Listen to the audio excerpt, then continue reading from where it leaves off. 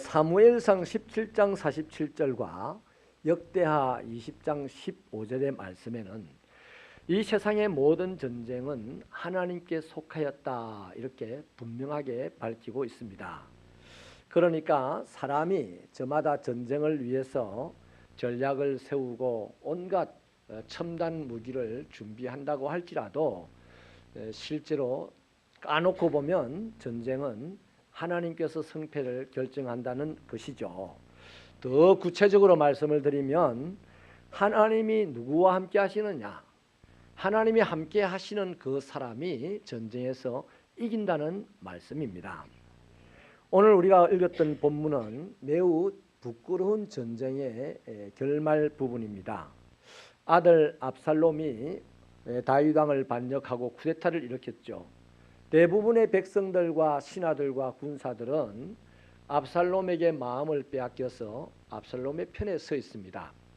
극소수의 백성들과 군사들만이 다윗과 함께 하였는데 이 상황이 얼마나 긴급하고 황망했는지 다윗은 남부끄러워서 얼굴을 가린 채 맨발로 한밤중에 도망을 가야 했었습니다. 그런데 이 전쟁의 결말은 어찌된 판인지 실패할 수밖에 없는 다윗과 그의 군사들이 이기는 결말을 보게 됩니다. 근데 왜 질 수밖에 없는 다윗이 이길 수 있었을까? 압살롬이 못된 짓을 했기 때문이겠지? 아니에요. 성경에는 못된 짓을 해도 하나님이 함께 하시면 잘 됩니다. 내가 못됐느냐, 내가 착하느냐, 내가 훌륭하냐, 내가 훌륭하지 않느냐, 이것이 문제가 아니고 나에게 하나님이 지금 계시면 하는 것마다 형통합니다. 그래서 하나님이 함께 하시느냐의 문제가 중요한 거죠. 질 수밖에 없는 다윗이 이길 수 있었던 유일한 이유는 하나님이 함께 했기 때문입니다. 그 증거를 8절이 밝혀주고 있죠. 우리 8절 말씀을 수고스러워도 힘차게 한번 읽어봐 주시겠습니까? 시작.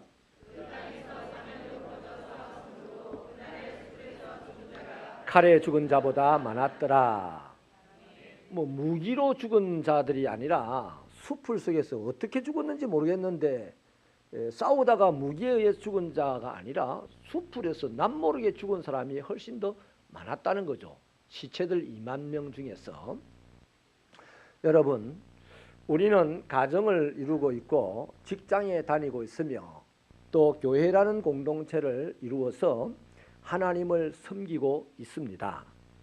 그런데 세상 돌아가는 환경을 보면 우리의 가정도 직장도 교회도 이 세상 환경이 그냥 내버려 두지를 않습니다. 온갖 수많은 문제와 시련거리들을 우리들에게 몰고 오는 것이죠.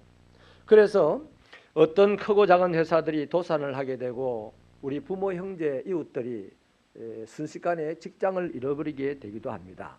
이로 말미암아서 수많은 가정들이 흔들리고 붕괴되어가는 지금의 현실입니다.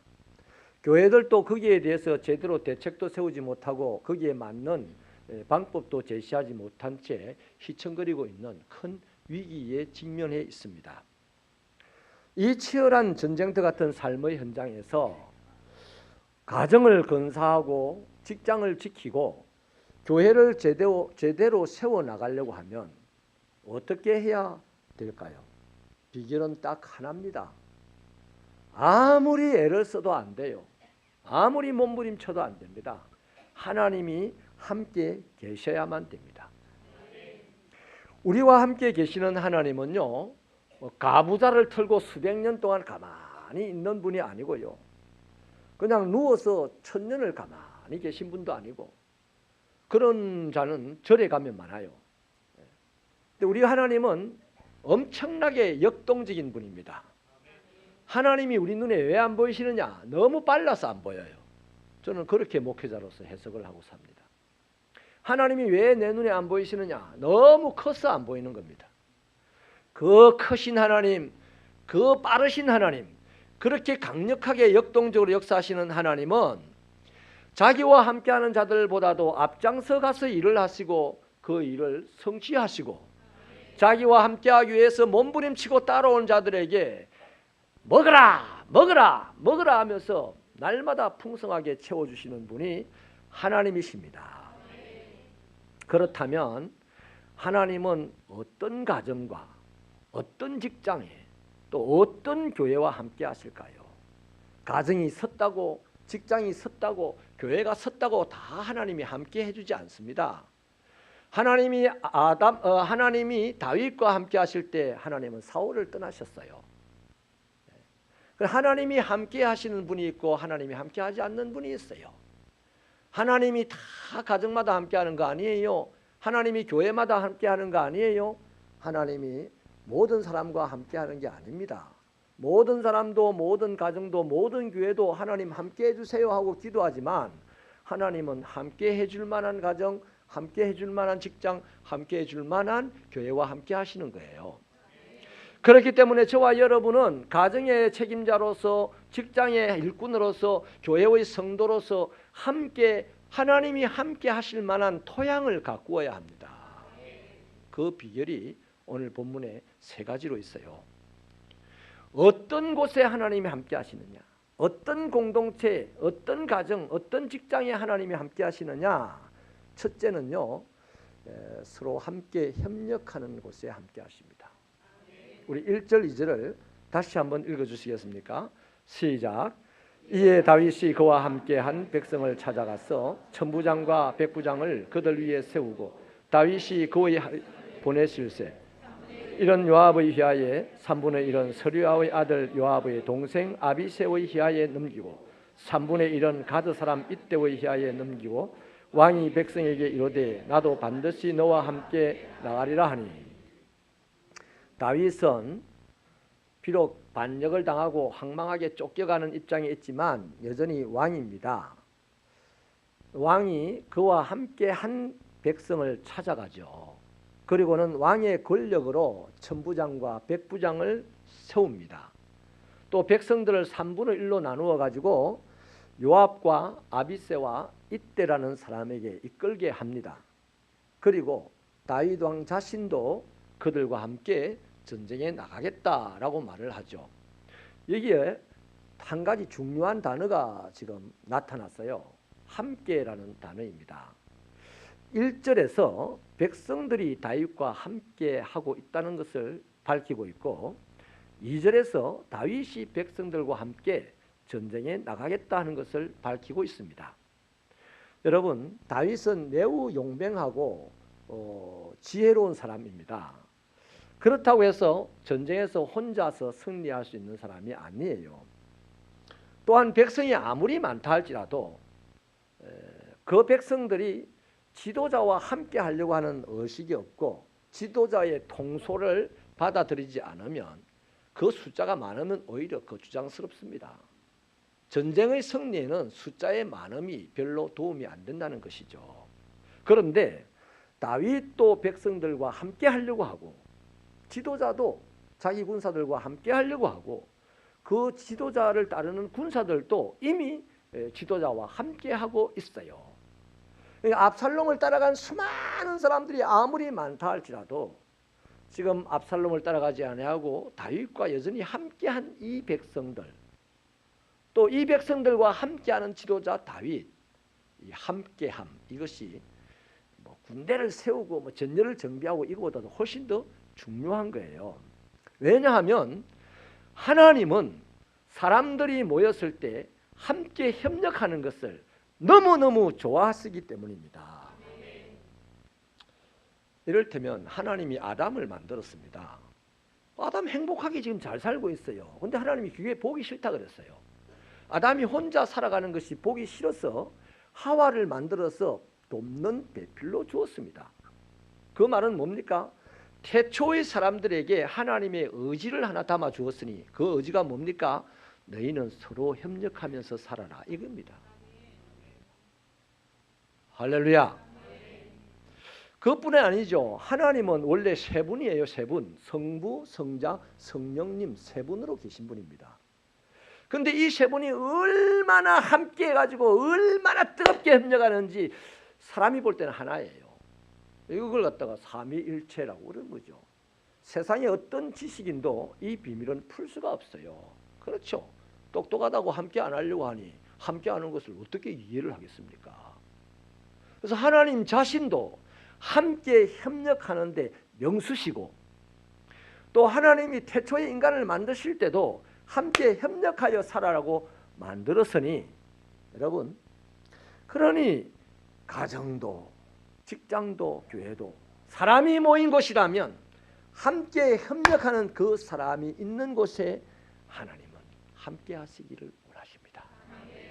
에베소서 4장 3절은요, 평안에 매는 줄로 성령이 하나 되게 하신 것을 힘써 지키라고 준엄하게 요구합니다. 또 갈라디아서 6장 2절은 너희가 짐을 서로 지라 그리하여서 그리스도의 법을 성취하라고 요구합니다. 모래와 시멘트와 자갈과 물은 생김새가 달라요. 또 출발 성분도 달라요. 모든 것이 다 다릅니다. 그런데 이것들이 함께 묶여지는 순간 수십 년을 거뜬하게 견디는 아주 강력한 콘크리트가 되는 거죠. 새로운 화학물질이 나오는 겁니다. 맞습니까? 여러분, 그런 차원에서 볼 때 우리는 서로 다른 남녀가 만나서 가정을 이루었어요. 또 서로 다른 사람들이 모여서 직장이 됩니다. 그리고 굉장히 이질적이고 다르고 뭐 하나도 같은 게 없는 사람들이 예수 이름 아래 모여서 교회를 형성하고 있습니다. 한 사람이 있으면 가정이든 직장이든 교회든 성립이 될 수가 없어요. 하지만 함께 협력하면 시간이 흐르면 흐를수록 그 가정도 그 직장도 그 교회도 강건하고 튼튼하고 어떤 것에도 무너지지 아니하는, 어떤 상황 속에서도 존재하는 그런 공동체가 되는 것입니다. 여러분, 하나님께서는 우리의 가정이나 직장이나 뭐 교회가 무너지는 것을 재미삼아 보는 분이 아니에요. 하나님께서는 가정도 직장도 교회도 날마다 번성하고 풍성한 열매가 채워지기를 바라셔서 축복을 해주시기를 원하시는 분입니다. 그러므로 여러분, 우리 가정도 직장도 교회도 이 치열한 시련의 전쟁터 같은 속에서 생존하려면, 또 이겨내고 굳건하게 자라려면 서로가 협력해야만 합니다. 그러니까 내 의견이 옳다고 생각하고서 다른 사람의 의견을 들으려고 하지 않는 거 이제 내려놓으십시다. 내 의견이 아무리 옳다고 생각되어도 내 주장을 내려놓고 다른 사람의 의견을 들어주는 사람이 되십시오. 그게 함께 협력하는 사람이에요. 그리고 내가 아무리 똑똑하다고 내 혼자 일하지 마십시오. 피곤하거든 도와달라고 도움도 요청하시고, 피곤한 사람이 보이면 도와주십시오. 그게 함께 협력하는 겁니다. 그렇게 도와주고 협력하고 겸손히 도움을 요청하고 이러는 것을 하나님은 야, 서로 함께 협력하는구나, 보기 좋다야 하시고 그곳에 오셔서 함께 해주시며 역동적으로 기적을 일으켜주시는 것입니다. 전도서 4장 12절 말씀은 한 사람이면 패하겠지만 두 사람이면 능히 당해내고 삼겹줄은 끊어지지 않는다 했습니다. 시편 133편 1절은 봐라, 형제들이 연합하여 동거함이 어떻게 이렇게 아름다운지 봐라 그랬습니다. 그리고 거기에다가 하나님이 복을 보고 명령해가지고 저기 가서 있으라, 영원한 생명으로 복을 주셨다 이 말이에요. 오늘 여러분, 좀 전에도 말씀드렸지만 이 120개가 지금 여기 있어요. 새벽교회 62년 역사 속에 한 번도 이런 적이 없었고 오늘 처음입니다. 휴지 120개가 여기 있는 거 우리 성가대 찬양대 지휘자님이 들어오다가 하고 놀라던데, 정상이라. 뭐 어떤 분은 그럴까요? 뭐 하려고 장사하는 것도 아니고 뭐 휴지를 저리 갖다 놨냐, 슈퍼마켓이냐, 뭐 이러는 분들도 있었을 거고, 아따 답답하네야 이런 분들도 있을 거고. 이유가 있습니다. 1번, 오늘 오후에는 척사대회를 합니다는 확실한 광고입니다. 2번, 이 120개를 옮길 때 저는 봤어요. 어떤 두 분이 우리 친교 부장님하고 또 친교 부장보다도 훨씬 더 키가 적고 힘이 없는 분하고 둘이서 차를 타고 와가지고 이 120개를 사서 담았어요. 차를 타고 와서 저기 컨테이너 박스 안에다가 풀더라고요. 그 제가 그렇습니다. 광고도 할 겸 강대상에 갖다 놔라. 근데 이제 어떻게 하는 거 보니까 금요일 날 집회를 마친 후에 한 10대명이 들어붙어 가지고 이걸 옮기더라고요. 순식간에 120개가 이게 딱 쌓아지더라고요. 그걸 보면서 오늘 제가 또 하나 깨달았습니다. 120명이 들어붙었으면 5분이면 끝났어요.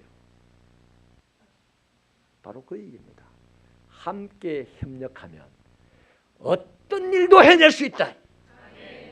우리가 200여 명 남짓 모이는 교회지만 우리 200여 명 모두가 함께 협력만 하면 이 세상 전지를 좌지우지할 수 있을 줄로 믿으시면 아멘입니다. 10,000명이 모여도 함께 협력하는 사람이 적으면 콩가루 집안이라. 그러나 200명이 모여도 모두가 함께 협력만 하면 하나님이 원하시는 모든 일을 할 수 있는 줄로 믿습니다. 그런 축복이 우리 새벽교회 성도들의 것이 되기를 축원합니다. 두 번째는요, 이건 따라해 주세요. 지도자를 사랑해야 한다.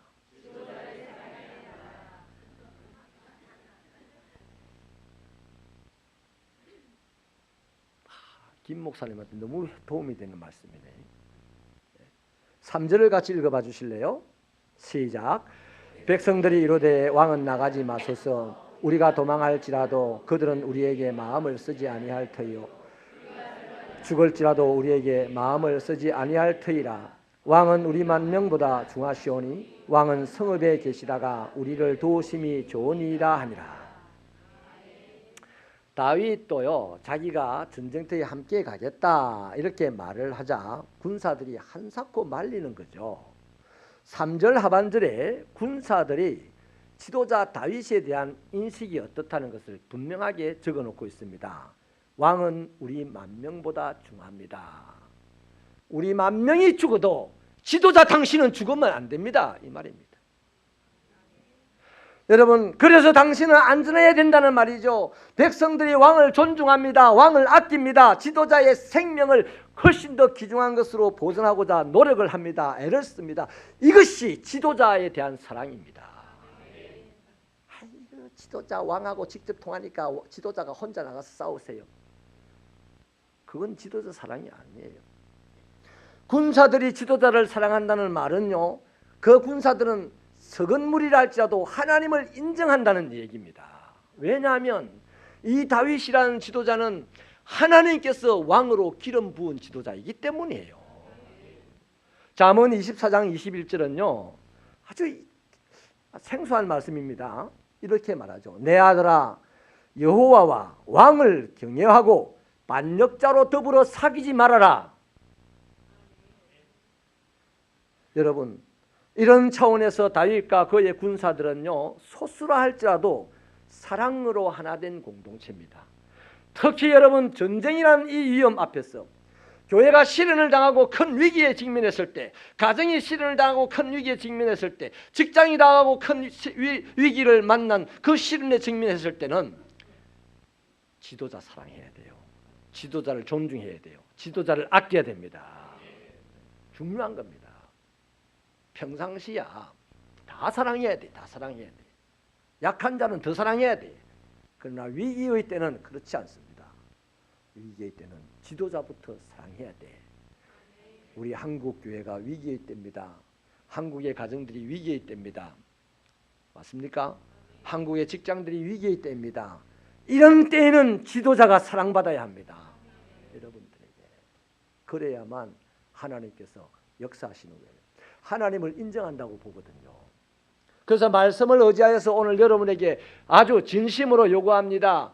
사랑하는 성도 여러분, 여러분의 구역의 지도자인 구역장을 존중하고 사랑하십시오.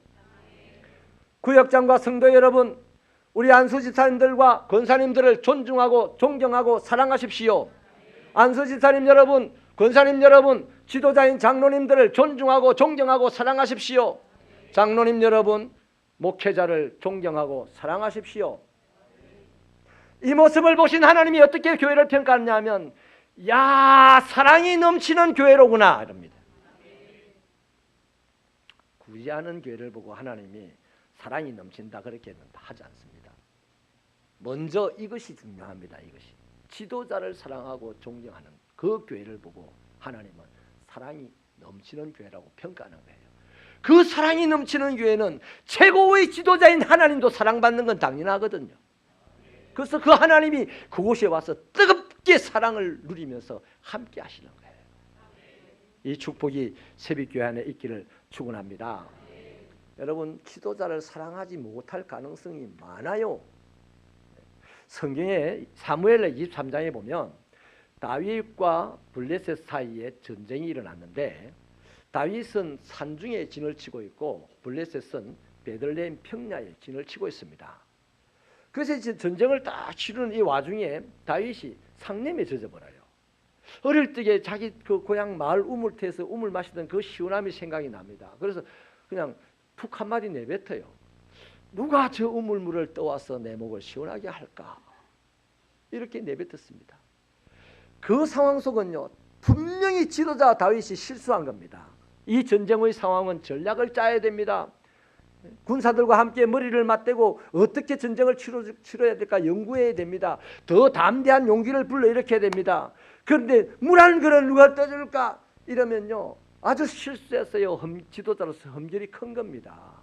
그런데 그 와중에 이 군사들이 지도자를 비난하거나 조롱하거나 폄하하거나 이런 지도자 따를 수 없다고 배반하고 압살롬에게 그냥 달려가거나 하지를 않았어요. 그 중에 3명은 군사들은 다 잠잠했습니다.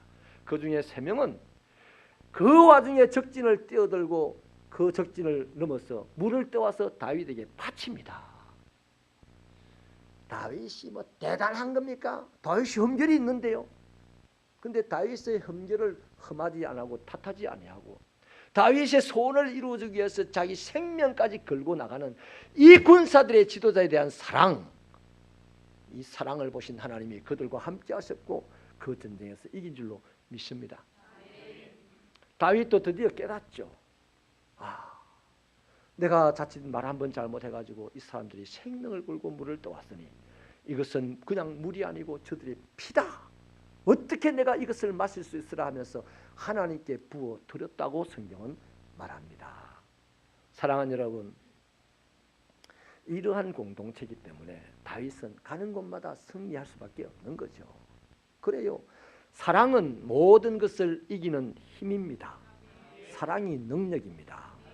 여러분, 오늘 한국 사회가 위기라고 싶습니까? 여러분의 직장이 위기라고 싶습니까? 여러분의 가정이 위기라 싶은 생각이 듭니까? 가정의 지도자를 존경하고 사랑하세요. 직장의 상사를 존경하고 사랑하세요. 교회의 목사를 존경하고 사랑하세요. 반드시 하나님은 당신의 사랑이 여기 있다는 것을 확인하고 그 위에 임하셔서 축복하십니다. 인터넷에 올라온 이 사랑에 대한 귀한 글을 제가 좀 읽어드리려고 합니다. 좀 길지만 한번 들어봐 주세요. 남편이 실직한 뒤 우리는 그동안 모아둔 돈으로 시장에다 조그만 야채 가게를 열었다. 매일 이른 새벽 남편이 트럭을 몰고 농산물 시장에 가서 싱싱한 야채를 떼어오는 일을 시작으로 우리는 늦은 밤이 되었어야 가게 문을 내리고 집으로 돌아왔다.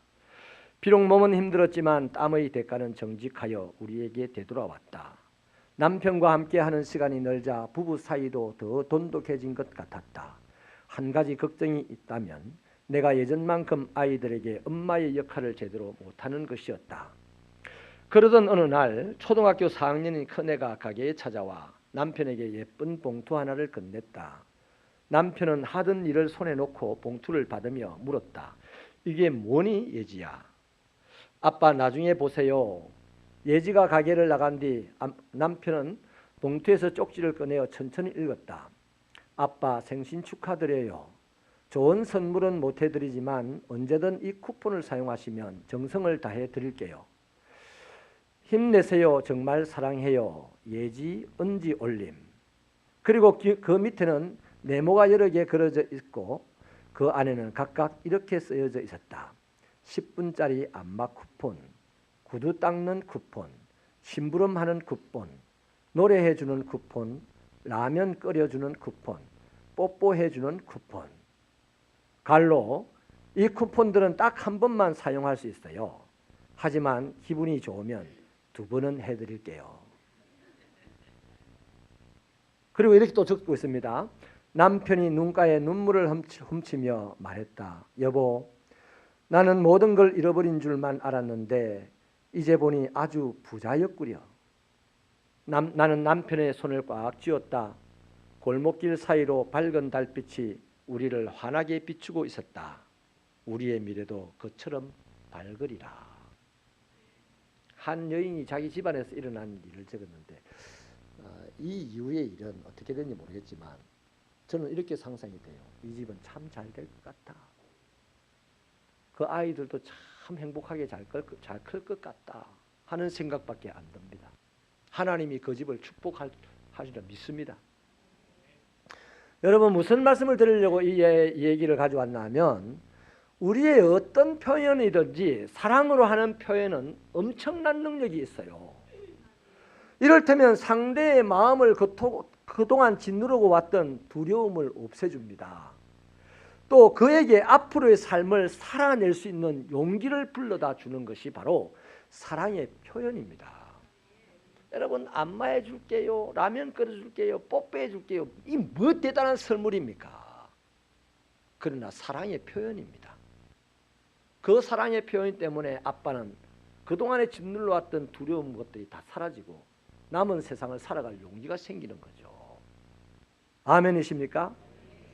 여러분, 사랑이야말로 전쟁같이 참혹한 이 위기의 시대에도 승리를 확실하게 보장해 주는 것입니다. 가정에서는 남편과 아버지를, 직장에서는 상사를, 교회에서는 목회자를 사랑하고 존경해야 될 이유입니다. 전쟁과 같은 이 위기의 시대를 돌파하기 위해서는 지도자가 사랑받아야 돼요. 그래야만 전쟁을 이길 수 있는 하나님의 능력을 발휘합니다. 사랑해 주세요. 안 사랑해 줄 모양이니 저 봐라 지 혼자 사랑받으려고 오늘 설교 준비 다 했다. 아니에요. 여러분의 지도자가 누구입니까? 교회에서는 목사를 존경하고 사랑하세요. 여러분의 가정에서는 아버지를 존경하고 사랑하세요. 여러분의 직장에서는 상사를 존경하고 반드시 사랑하세요. 그래야 하나님이 그분 위에 역사하시고 기적 같은 축복을 베푸십니다. 세 번째는요, 수고해야 하나님이 함께 하십니다. 6절 8절을 같이 읽어볼까요? 시작. 이에 백성이 이스라엘을 치러 들로 나가서 에브라임 수풀에서 싸우더니 거기서 이스라엘 백성이 다윗의 부하들에게 패하며 그날 그곳에서 전사자가 많아 2만 명에 이르렀고 그 땅에서 사면으로 퍼져 싸웠으므로 그날의 수풀에서 죽은 자가 칼에 죽은 자보다 많았더라. 여러분, 전쟁은 이겨야 하는 겁니다. 반드시 이겨야 돼요. 그런데 이 전쟁을 이기려면 생각만 해가지고 이겨지는 게 아닙니다. 여러분의 인생 잘 돼야 합니다. 여러분의 가정 반드시 번성해야 됩니다. 우리 교회 한 해도 쉬지 아니하고 성장해야 합니다. 이게 우리 바람이죠. 근데 바란다고 되는 게 아니에요.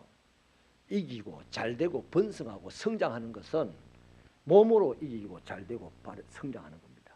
몸으로. 전쟁에 이기려면 전쟁에 이기면 좋겠다 생각하고 가만히 있으면 전쟁에서 져요. 전쟁에서 이기려는 생각이 들면 그 다음 전쟁터에 몸을 던져 나가야 합니다. 바로 그것이 수고입니다.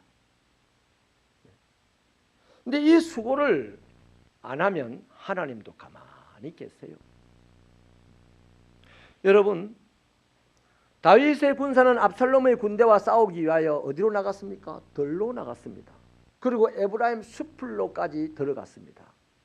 이것이 그들이 전쟁에서 수고한 거예요.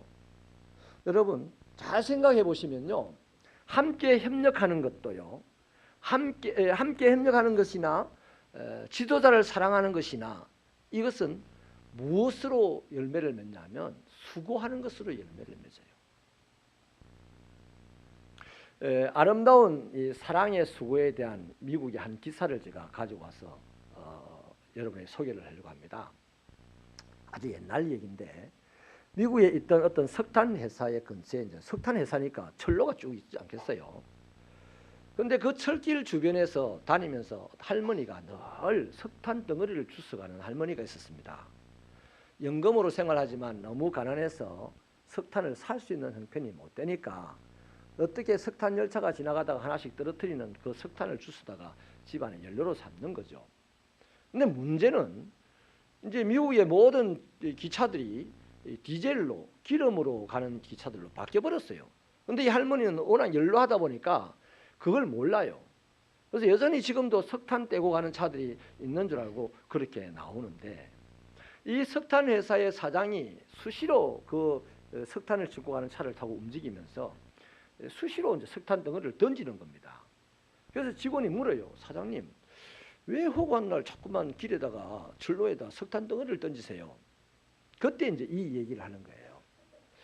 할머니가 한 분 계시는데 어려워가지고 지금 석탄 떼는 차도 없는데 이 할머니는 석탄 떼는 차가 지나다니는 줄 알고 계속 여기 석탄을 주우러 나온다. 그래서 내가 던진다고. 여러분, 사장님이니까 석탄 좀 없어지면 어때요? 그죠? 할머니가 주워가는 석탄 그 좀 없인다고 표가 나겠습니까? 근데 사장님이기 때문에 우리는 이렇게 쉽게 생각할 수 있어요. 아니, 그런 거 같으면 뭐 한 트럭 갖다 주면 되지. 근데 사랑이 거기까지 미치는 사람도 있어요. 그죠? 근데 이 사장님은 끊임없이 몇 개씩만 던지는 거예요. 이유가 뭐냐면 한 트럭 갖다 주면 그 할머니 집에 창고는 또 누가 지어야 되는데, 한꺼번에 한 트럭을 할머니가 어떻게 옮겨야 되는데, 와 좋아하다가 허리 병 나가지고 지뢰 죽을 수도 있어요. 이 사장님은 거기까지 지금 알고 있는 거예요. 그래서 자기가 사장이면서도 수시로 매일같이 한두 개씩 던져주는 이 수고를 통하여 할머니는 아무 부끄러움도 없고 아무런 슬픔도 없고 가자 그날 소일거리로 운동도 하며 그 석탄을 주스다가 따뜻하게 살 수 있다는 것, 이 사랑의 수고입니다. 그 사장님이요, 한 트럭 갖다 주는 것은 쉬워요. 그러나 매일같이 수시로 석탄 덩어리를 그 차를 타고 다니면서 던져놓는 것은 수고스러움입니다. 그래요. 사람 살리는 사랑은 대단한 게 아니고요, 수고를 동반하면 사람이 살아납니다. 그래서 그걸 보고 하나님은 사랑을 정확하게 판단하는 거예요.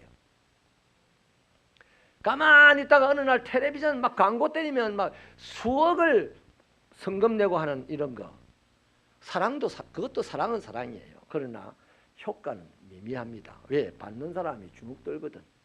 보는 사람들이 시기 질투하게 되거든. 그 사랑을 베푸는 자기만 둥둥 뜨게 되거든.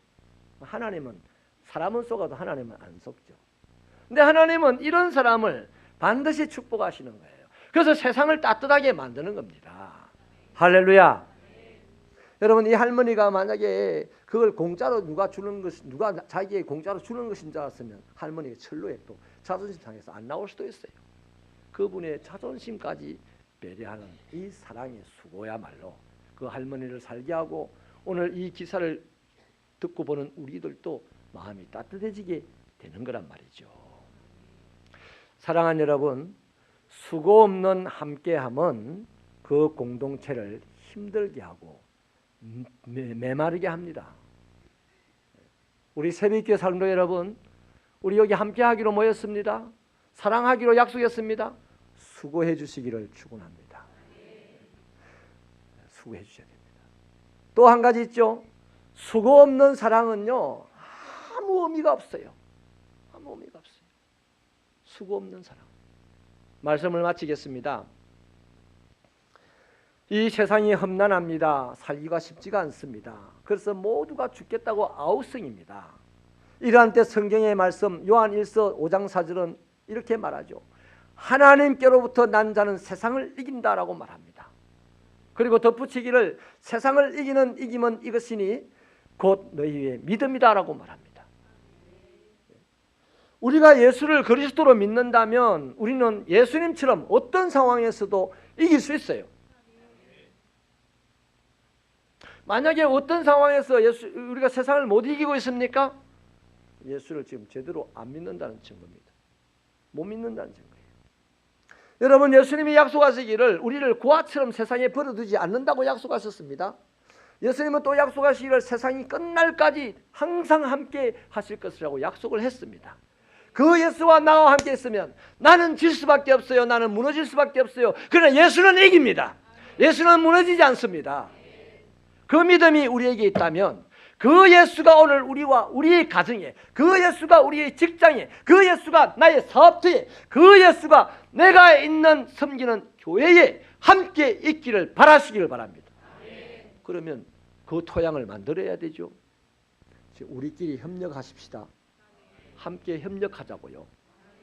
또 여러분의 지도자를 사랑하십시오. 그리고 그 협력과 사랑에는 반드시 수고 없는 것은 허당이다. 수고하시다는 겁니다. 이 세 가지가 하나님이 함께 하시는 우리의 토양입니다.